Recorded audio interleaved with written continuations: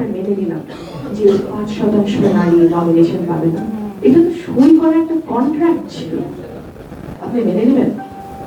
কয়জন এখানে মেনে নেবেন? বিচার ব্যবস্থা স্বাধীন হলো না, মেনে নিল, হাত তোলেন, কয়জন মেনে নেবেন? এখানে রাজনৈতিক দলকে 5% নারী নমিনেশন করতে হবে। আমরা আপনার সংবিধান সংস্কার হলো না, আপনার বিচার ব্যবস্থা স্বাধীন হলো না, আপনার দুদক স্বাধীন হলো না, বাংলাদেশ ব্যাংক স্বাধীন হলো না, আপনি মেনে নেবেন? কয়জন এখানে মেনে নেবেন? বিচার ব্যবস্থা স্বাধীন হলো না, মেনে নিল, হাত তোলেন, কয়জন মেনে নেবেন? এখানে হ্যাঁ, কে মেনে নেবেন?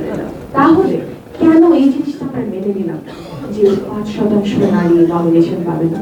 এটা তো সই করা একটা কন্ট্রাক্ট ছিল।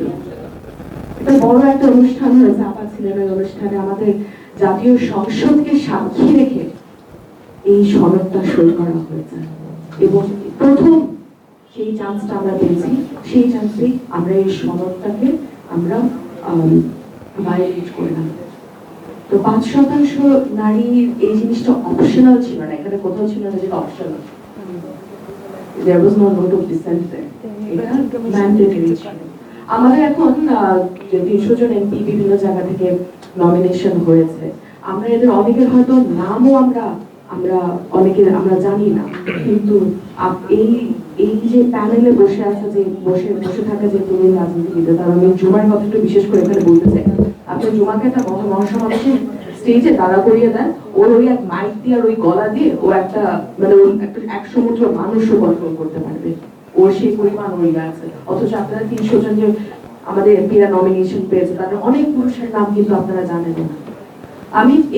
আমি বলার চেষ্টা করছি যে নারীদের যে মানে ওদের যেটা অ্যাবিলিটি, তাদের কোনো স্পেশাল জায়গা চাচ্ছি না, একেবারে কোনো স্পেশাল জায়গা চাচ্ছি না। এখানে একটা কেউ বলতে পারবে না যে জুমার মতন মেয়েরা বা নাসরিনের মতন মেয়েরা, নুসরাত ফরিয়াদের মতন মেয়েরা তারা যে কেবল না, এই কথাটা এখানে কেউ বলতে পারবে না।